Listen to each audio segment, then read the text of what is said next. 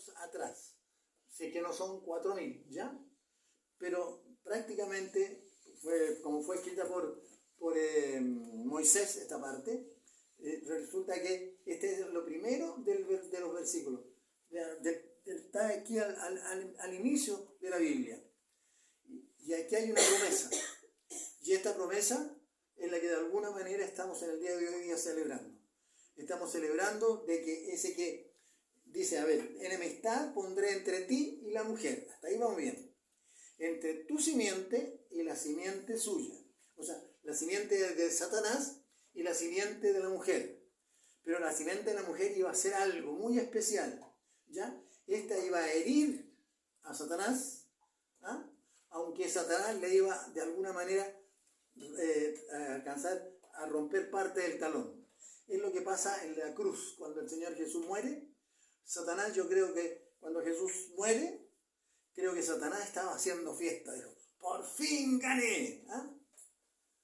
Pero no sabía que al tercer día el Señor Jesús iba a levantarse de la tumba, y yo creo que ese día de haber dicho, ¡oh, no era esto mi ganancia! ¿Ah? Yo creo que tuvo 2 días y medio, o casi 3 días, feliz. Pero resultó que, ¿qué pasó aquí? ¿Ya? Entonces, hermanos, Navidad tiene que ver con esto. Navidad fue cuando el Señor cumple su promesa y manda a su Hijo a esta tierra para, de alguna manera, a ver, en Él estamos todos nosotros, ¿ya? Cuando el Señor Jesús vivió esa vida cristiana en esta tierra, era lo que el Señor esperaba de cada uno de nosotros. Que esperaba una vida limpia, una vida sin pecado, una vida realmente maravillosa. Eso es el hombre, como decía así, el hombre que Dios había creado allá en la eternidad. Eso es lo que el Señor, nuestro Dios, esperaba. Y Él lo estaba cumpliendo el Señor Jesús. Porque ninguno de nosotros, desde que nacimos en esta tierra, nosotros ya lo hemos visto siempre, nacemos en forma pecadora. Y por lo tanto nos vamos a alejar de Dios en vez de acercarnos a Dios. En el caso de Jesús, nunca dejó de estar junto a su Padre. Siempre estaba orando, siempre estaba con Él. Es algo realmente maravilloso. Pero, ¿qué pasó?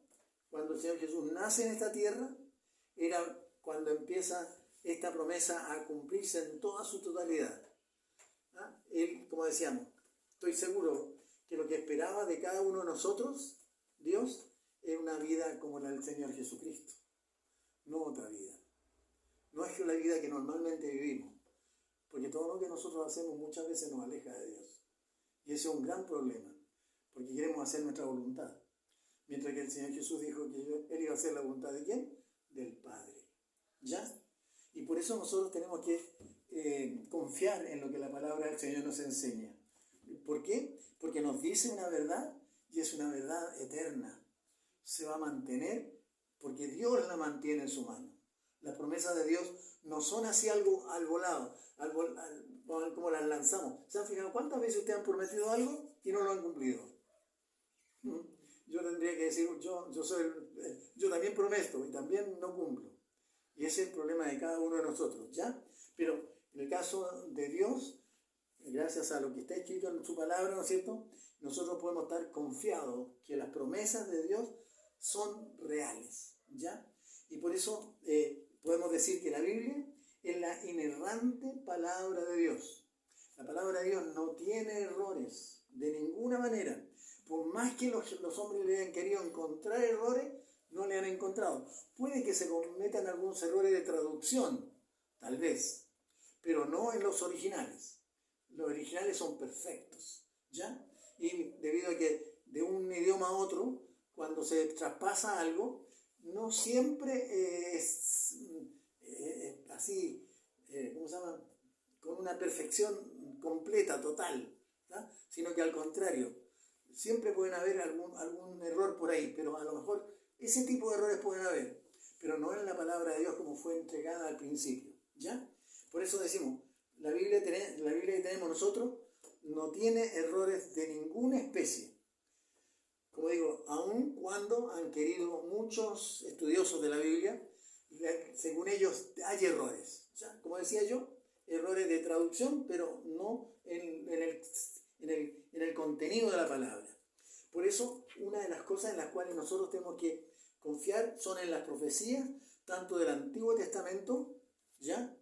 Como en todas, obviamente, porque ellas, todas las profecías que vienen del Antiguo Testamento, convergen en la persona del Señor Jesucristo, ¿ya? Es algo realmente maravilloso. Y para nosotros es fundamental que, parece que esta cosa tiene que moverse de otra manera, ahí está, ¿ya? Las profecías del Antiguo Testamento, como decíamos, son parte fundamental de la fe cristiana. Tenemos que confiar en lo que la palabra dice, ya que los creyentes ven en ella un claro anuncio, obviamente, de la llegada del Mesías, quien, según la tradición cristiana, se cumplió en la persona del Señor Jesucristo. También vamos a ver algunas de esas profecías ahora en este minuto, ¿ya? Pero ustedes se van a dar cuenta que fueron cumplidas por completo, ¿ya? Y nosotros entonces tenemos que mostrar que a algunas personas les gusta el Dios del Antiguo Testamento, pero no el Dios el Dios del Nuevo Testamento les gusta, pero a algunos no les gusta el Dios del Antiguo Testamento. ¿Cuántos dioses hay? Hay un solo Dios. ¿Ah? Es el mismo, tenemos que confiar. Lo que el Señor nos entregó en el Antiguo Testamento es parte que tiene mucho que ver con lo que está en el Nuevo Testamento. No podemos dividirlo como diciendo, esta parte me interesa, pero esta otra no. Es que si la estudiamos bien, nos vamos dando cuenta que el Señor nos va mostrando estas verdades para que nosotros las miremos y las practiquemos, ¿eh? Como podemos decirle. Lo puse en Word y la cosa funciona de otra manera aquí. ¿Cómo lo tengo que hacer? Tiene que ir subiendo más tarde. ¿Ah? Sí. Y no me funciona como lo hacía. Es que estoy tan acostumbrado con el PowerPoint. Ya. ¿Cómo me ve? ¿Así no? Claro, tiene que colocarlo aquí en la flechita. Ya, está la flechita ahí. Entonces si la bajo, la subo. Ah, no, la cambié. A ver, ya. ¿Por qué son importantes entonces las profecías, tanto que están allá en el Antiguo Testamento, lo que yo quiero decir? Porque cumplen diversas funciones. En primer lugar, sirven como guía, como advertencia para el pueblo de Dios, que en este caso sería el pueblo de Israel, ¿no es cierto? Indicándoles cómo debían comportarse. Yo creo que también tenemos que aprender mucho de eso. Y cuáles eran las consecuencias que deben esperar si no se desviaban de él. Recuerdan que el pueblo de Israel, que era el que cuidó por miles de años, 1500 años por lo menos, 1800 años por lo menos, cuidó la palabra de Dios, pero en un momento cuando tenía que confiar en que el Mesías estaba ya aquí, ¿qué pasó? Lo desecharon y no creyeron en él, ¿ya? Y el gran problema es ese. Pero también la advertencia es que ellos ¿saben? Hay algunas profecías que tienen que ver con el pueblo de Israel que son duras porque, ¿saben? No, Dios ama, yo estoy seguro, al pueblo de Israel, como te ama a ti y como me ama a mí. Pero también cuando nosotros nos comportamos de una manera incorrecta, Dios no es un papá permisivo, sino que al contrario, Él también toma la vara y la usa. Y la usa de verdad, ¿ya? Y eso a veces nosotros no lo... Yo ¿saben? Cuando pienso en el pueblo de Israel, cuando el Señor Jesús estaba allí el que se lavó las manos, ¿cómo se llamaba? Pilato, dijo en un momento, ¿qué haré con la sangre de este justo? ¿Saben? Y ellos se dijeron, que caiga sobre nosotros y sobre nuestros hijos. No saben la tremenda maldición que es. Ahora nosotros todavía, en estos momentos, los judíos no han sufrido todo lo que van a sufrir todavía. Ustedes han sabido lo que es el holocausto, ¿cierto? Murieron más de 6 millones de judíos en la mano de los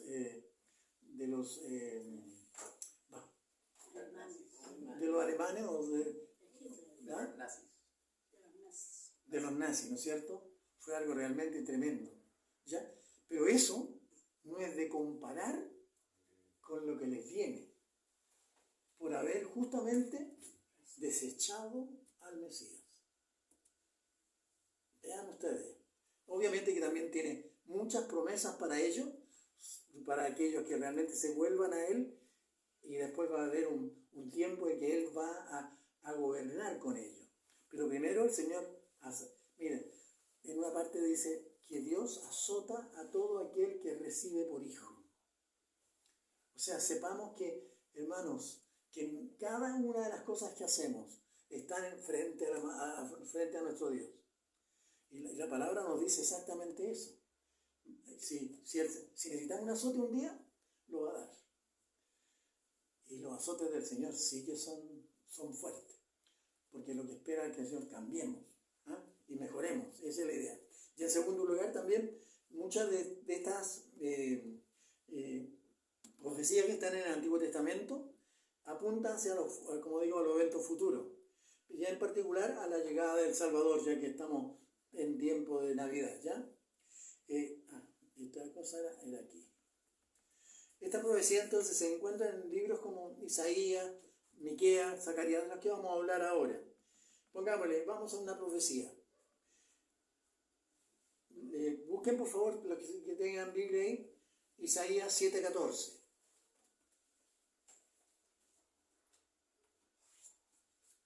Dice de esta manera: por tanto, el mismo Señor os dará señal. He aquí que la Virgen concebirá y parirá hijo, y llamará su nombre Emmanuel. ¿Ya? Si nosotros vamos al Nuevo Testamento, en Mateo capítulo 1, 22 y 23, nos dice cómo se cumplió esto.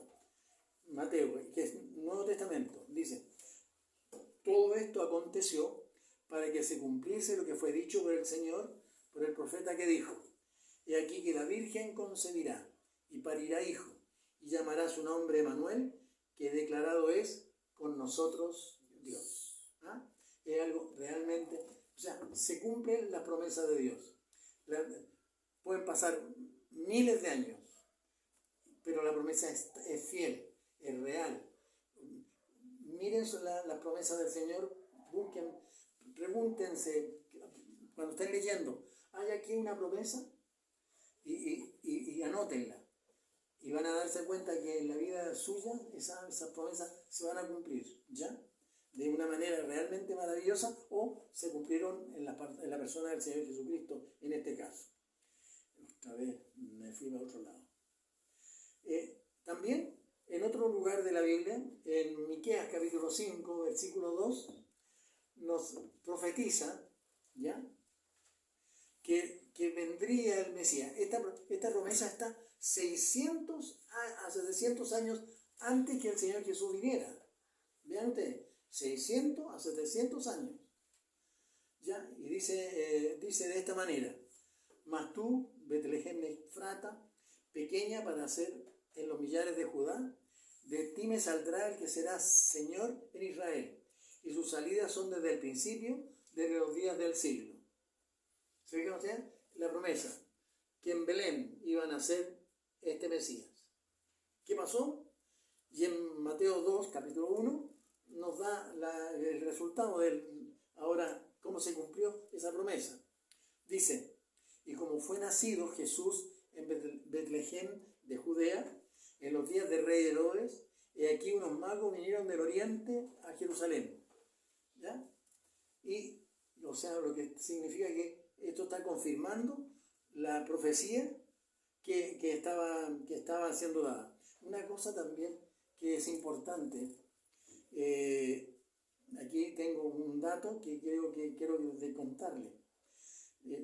Todos nosotros sabemos que nuestro calendario empieza como si fuera Jesús nació en el año 1, ¿no es cierto? pero la persona que puso en hizo ese calendario se equivocó en 4 años. Porque fíjense, en Mateo 2.1 dice, y como fue nacido Jesús en Betlehem de Judea, en los días del rey Herodes. ¿Escucharon ahí? Hasta ahí vamos. Entonces, si Jesús fue en el tiempo de Herodes, según los estudiosos, según Flavio Josefo, ¿ya? Dice de esta manera, que Herodes murió aproximadamente el 16 de marzo del año 4 antes de Cristo. Por lo tanto, Jesús nació 4 años antes del año 1. Y eso es algo realmente tremendo. Por eso tenemos que tener bien estos detalles. Yo creo que a veces nos ayuda a poder comprender que la Biblia es santa, ¿ya? Que los hombres se equivocan. Recuerde que quien hizo el calendario lo hizo en el siglo XVI. Hoy por hoy, con la computación, nos ubicamos bastante mejor en cuanto a aquello. También nos habla otro pasaje de la Biblia que está en Isaías 61, 1 y 2. Y este pasaje me llama mucho la atención. O sea, Jesús nació, ya está aquí en la tierra.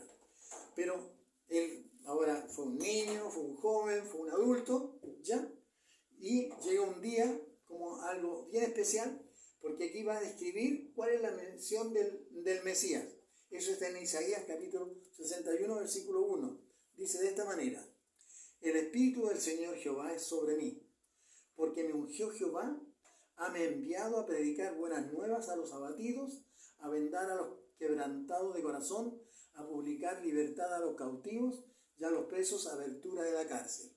O sea, varios trabajos iba a hacer el Señor Jesús, o sea, el Mesías. Lo leímos de nuevo, podemos ir contando.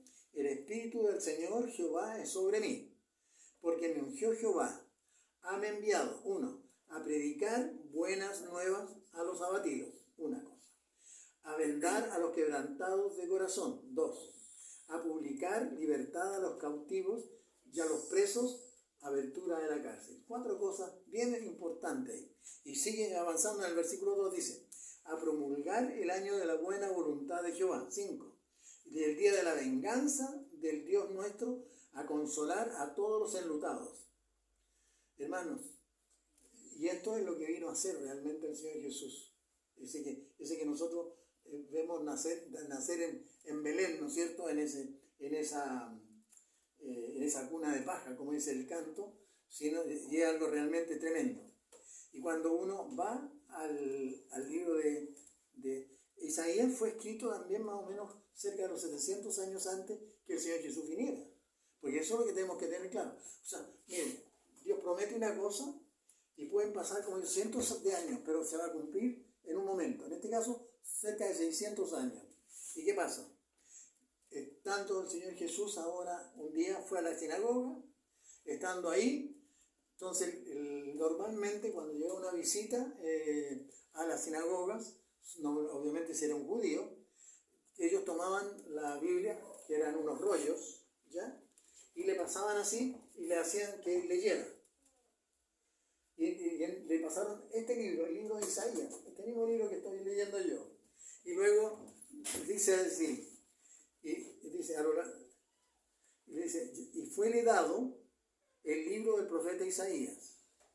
Y como abrió el libro, halló el lugar donde estaba escrito. O sea, seguramente le dieron el lugar y buscó y llegó hasta este.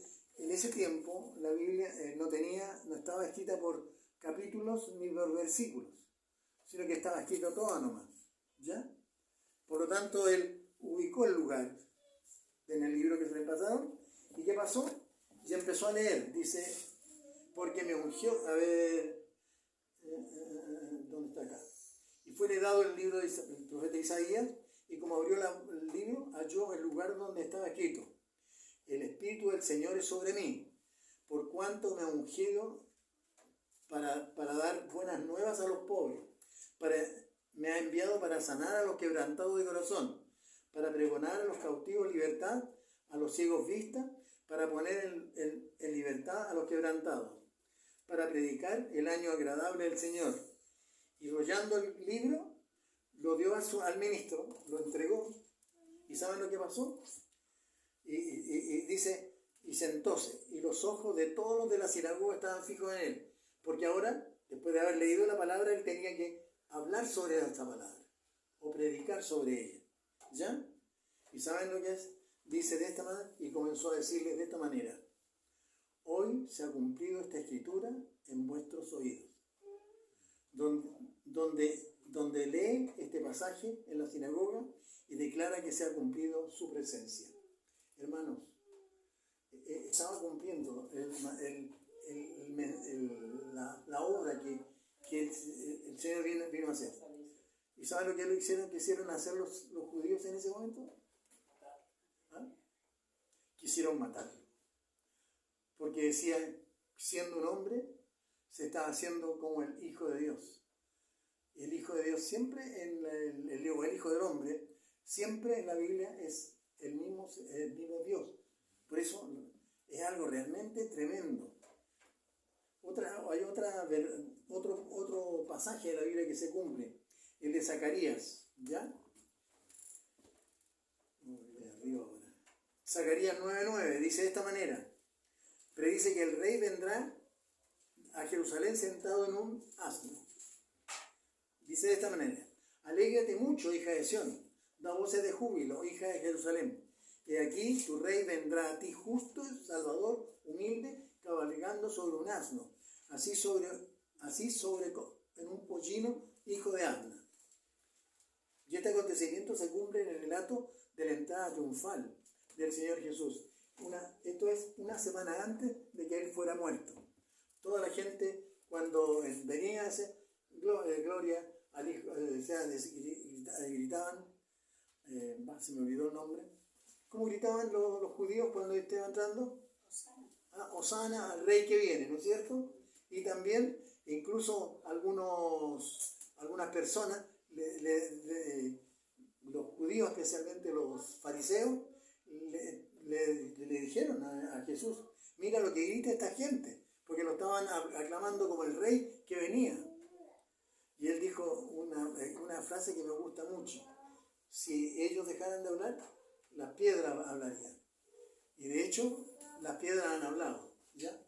Y más encima, hay varias cosas importantes ahí, que los niños van a realmente también van a hablar de las cosas espirituales, porque estas cosas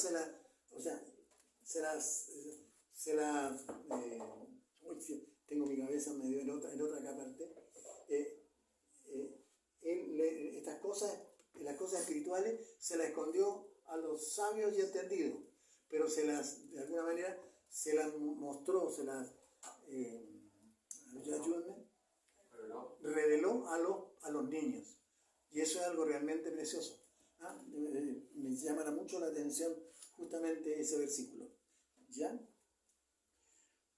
Y eso, se fijan ustedes, y también la otra cosa que quiero compartir con ustedes, estoy hablando de profecía, piensen en esto. El Salmo 41:9 dice de esta manera: aún el hombre de mi paz, en quien yo confiaba, el que de mi pan comía, alzó contra mí el calcañaz. Este versículo se interpreta como la profecía sobre la traición de Judas Iscariote, quien traicionó al Señor Jesús por 30 piezas de plata, cumpliendo así lo que había predicho. Vean ustedes, él fue traicionado. Y la traición es algo realmente tremenda, muy tremendo. Y por último, también en el Salmo 22, por favor, yo quiero invitarles a que lean en sus casas el Salmo 22. Este salmo es mesiánico por completo. Como también deberían leer Isaías 53. Es otro pasaje que son importantísimos, ¿ya? Dice de esta manera,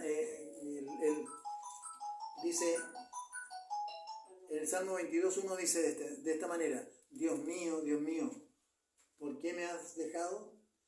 ¿Por qué estás lejos de mi salud y de las palabras de mi clamor? Dice el Salmo 22. Y en Mateo 27:26 dice de esta manera: Y cerca de la hora de nona, Jesús exclamó con grande voz diciendo, Elí, Elí, lama sabachthani. Esto es, Dios mío, ¿por qué me has desamparado? Todo este pasaje nos está hablando del mismo Señor Jesús que había muerto. Hermano, además del Salmo, describe el sufrimiento físico, el desprecio que enfrentaría el Mesías, que se alinea con la crucifixión de Jesús. Y por último, estoy viendo algunos pasajes nada más, aunque la palabra que tendría que ver con la resurrección, 3 días después.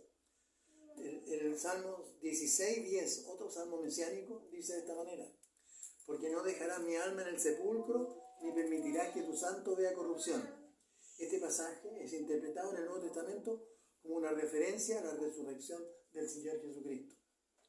Porque en Hechos 2:31 dice de esta manera, viéndolo antes, habló de la resurrección de Cristo, que su alma no fue dejada en el infierno, ni su carne vio corrupción. ¿Se vieron ustedes? ¿Ya? ¿Por qué quise compartir esta profecía y su cumplimiento? Esta profecía y su cumplimiento, porque tenemos que confiar en lo que la palabra del Señor nos enseña, hermano. Porque el gran problema es que muchas veces no confiamos en ella. A veces la tenemos guardadita. Yo he visto que muchos hermanos pueden traerla incluso a la iglesia, pero resulta cuando llegan a la casa la ponen en el velador o en algún lugar donde la tienen, a lo mejor como un lugar especial como la tenemos nosotros allí, ¿no es cierto? Pero ahí se queda. Y nunca más nosotros nos acercamos durante toda la semana a leer lo que la palabra del Señor nos enseña. Y por lo tanto, obviamente, la fe nuestra no crece, se mantiene enana, digamos, ¿ya? Y el Señor no espera que no seamos enanos, sino que seamos gigantes espirituales. Es lo que el Señor espera. Por eso la profecía nos dan la seguridad de que esta palabra si Dios lo dijo, se va a cumplir. Pase lo que pase, suceda lo que suceda. ¿Ya? ¿Saben? Sí, estuve mirando una parte, dice, las profecías son de tal manera segura, que un científico declaró que si hubiera solo cumplido 8 profecías nomás, 8, la probabilidad es tan remota que se cumpla, que se escribiría de esta manera, poner un 10, y ¿sabe cuántos ceros tendrían que haber? 33 ceros. Si hubieran solo 8 profecías que se hayan cumplido. ¿Y saben ustedes cuántas profecías se han cumplido en el Señor Jesucristo? Entre 300 y 400. ¿Qué les parece? Cuando uno lo ve de esa manera, ¿sabe? A mí me llamó mucho la atención. Eso es lo que quise decir. O sea, 8 profecías que se cumplieran en una persona, tendría que ser eso. ¿Sabrían ustedes leer un número así, 10 y 33 ceros? Yo con 6 ya son millones, y después son billones, trillones, y después, qué sé yo, cómo se era para ver ya no me lo sé. Hermano, por eso quise compartir esto, porque si el Señor Jesús, yo le mostré solo 4 o 5 profecías cumplidas, pero si hubiese sido 8, sería de esa manera, pero las probabilidades son remotas. Fíjense, si entre 300 y 400 profecías se cumplieron en Jesús, más seguro no podemos estar cada uno de nosotros. Esto también tenemos que reconocer cada uno de nosotros. ¿Ya? Yo, hermano, quiero... ¿Cuál es mi deseo en este minuto? Saben que mi cabeza no está funcionando como yo quisiera, pero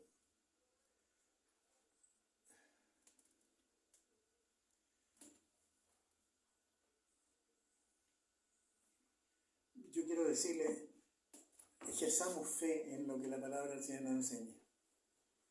Ella es segura es un ancla segura, tan segura que nosotros no debiéramos dejarla de lado. Nosotros debiéramos estar cada día acercándonos más a ella, ¿ya? Porque es algo realmente tremendo. Porque la salvación de nosotros está también profetizada aquí en la palabra, ¿ya? Cuando dice, crea en el Señor Jesucristo y serás salvo tú y tu casa. Es una promesa, es verdad, pero una promesa que se la entregaron los siervos del Señor. ¿Y saben en cuántas promesas se estima que hay en la Biblia? Mira, hay varias formas. Hay 1800 promesas dadas por Dios a favor de los seres humanos, de nosotros los hijos de Dios. Incluso algunos otros estudiosos dicen, no, son cerca de 7000. Porque Dios no solamente nos promete vida eterna, nos promete protección mientras estemos viviendo aquí, nos promete cuidado, ayuda, dirección, de tal manera que llegamos a ser hombres felices y mujeres felices. Eso es lo que espera el Señor de cada uno de nosotros. Y por eso no podemos olvidar, si el Señor dijo de esta manera, yo les doy vida eterna y no perecerán para siempre.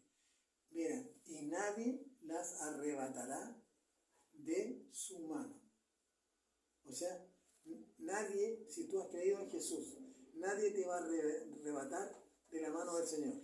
Satanás podrá venir con todos sus dardos contra ti, podrá venir con toda fuerza contra ti, pero de ninguna manera el diablo va a quitarnos de ser su hijo. Por eso, hermano, ¿cómo está tu comportamiento? ¿Cómo está tu testimonio? ¿Cómo está tu entrega al Señor? Confía en la palabra. La palabra, es decir, confiar en la palabra, es creer en aquel que nos dio la palabra, en Dios. Y en un Dios trino, Padre, Hijo y Espíritu Santo, que es lo que enseña claramente la Biblia. Es lo que quería de alguna manera compartir. Ya que estamos hablando siempre de la Navidad, del niñito de Belén y todas por estas cosas, yo quería pensar que nosotros debíamos confiar más en lo que la palabra del Señor nos enseña cada día a cada uno de nosotros. Que el Señor les cuide, que el Señor les bendiga a cada uno de ustedes.